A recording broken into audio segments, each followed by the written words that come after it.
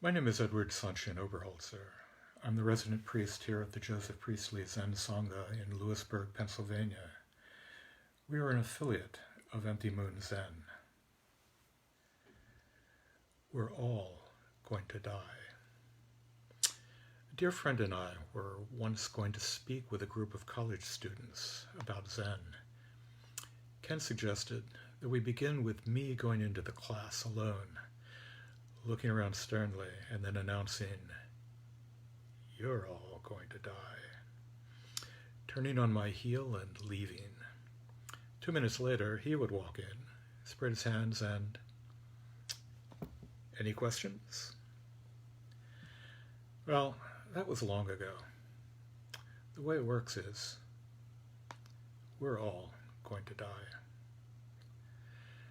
2,500 years ago, the Book of Job laid out perhaps the most poignant summation of our ephemeral lives. Man that is born of a woman is of few days and full of trouble. He cometh forth like a flower and is cut down. He fleeth also as a shadow and continueth not. Pindar, halfway across the Mediterranean Sea in Thebes, and at much the same time told us that we are creatures of a day, the dream of a shadow, skias onar anthropos. For the past couple of months, with this pandemic, with the deaths of hundreds of thousands of men, women, and children across the globe, and with the deaths of black men and women at the hands of the police here in our own cities, with so many people lost, with so many families in grief, we all react in horror, with sadness, with anger, horror, sadness, and anger that sometimes at best is turned to political action, and at worst to despair and apathy. But all those deaths, as consequential as they are, as overwhelming as they are not the deaths I want to talk about. They are not you, or me, because we're all going to die. This is not abstract. This is, if you'll forgive the use of an oxymoronic adjective, vitally important. Each night on a Zen retreat, one of us takes the role of the ghost and intones, "Let me respectfully remind you, life and death are of supreme importance. Time swiftly passes by and opportunity is lost. Each of us should strive to awaken. Awaken, take heed, do not squander your life." This great matter of life and death cannot be grasped unless we confront our own deaths, because life and deaths are inextricably linked. The 1940 Episcopal Book of Common Prayer reminds us that in the midst of life, we are in death.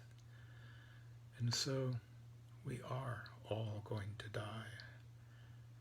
I don't know about you, but when I was young, I was fairly and optimistically sure that I would live, if not forever, then at least for an indecently long time.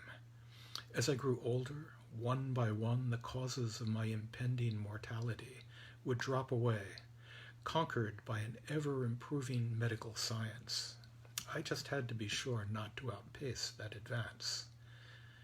It is amusing now to look back on my naivete. As I age now, I watch my body being subject to the 1,000 natural shocks that flesh is heir to, and strangely take a certain comfort in that. It places me, and I dare say each of us, firmly in the natural order of things. The Buddha, like so many other famous persons, is credited with a number of last words. My favorite of his last words is, "All that is composite comes apart."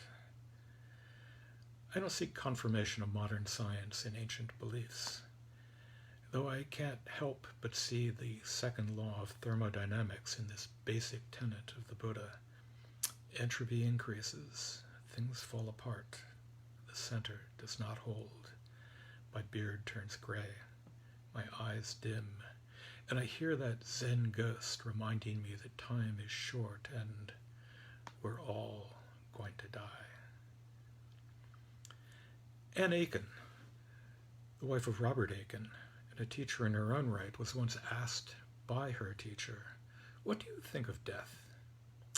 She replied, "Why, it's like when a bus stops before you, you get on and go." Brave words, but words from someone who had thought about her own death, what it would mean for her and what it would mean for those around her. And this is important. We're not in this alone. We are, each of us, enmeshed in that great net, that matrix that links us all together, not just as a community, but within the natural world. We are here for each other, especially when contemplating our own ends. Scrooge's nephew, the great bodhisattva of that 19th century classic of Buddhist literature, The Christmas Carol, called on us to consider that we are all fellow passengers to the grave. We need to talk with ourselves in the quiet of our solitude, with our families, with our loved ones, our friends, in this Sangha. We need to decide how we want to go into that dark night, gentle or not, because we're all going to die. Following the death of his infant daughter, the Japanese poet and priest Issa wrote, "This world of dew is just this world of dew, and yet. This world is what we have, whatever our longing for something beyond." Perhaps one of the gentlest poems I know, pointing out the way to us, is from the late Jane Kenyon, who bids us to let evening come. Let the fox go back to its sandy den. Let the wind die down. Let the shed go black inside. Let evening come. I don't usually seek solace in a god. Camus' benign indifference of the universe provides all the support I usually need. But I still love Kenyon's last stanza. Let it come as it will, and don't be afraid. God does not leave us comfortless, so let evening come. Isa smiles sadly, and we're all going to die.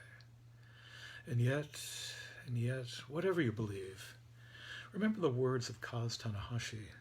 You're not limited to your body, heart, and mind. Your love, aspiration, vision, and service to others are also a part of yourself.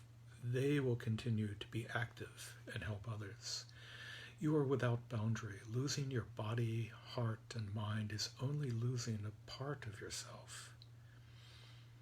The philosopher Samuel Scheffler reminds us that our lives have richness through being embedded in a social fabric, a fabric that lives after us, giving us an afterlife in others' memories and the ripples of influence and karma that we leave behind.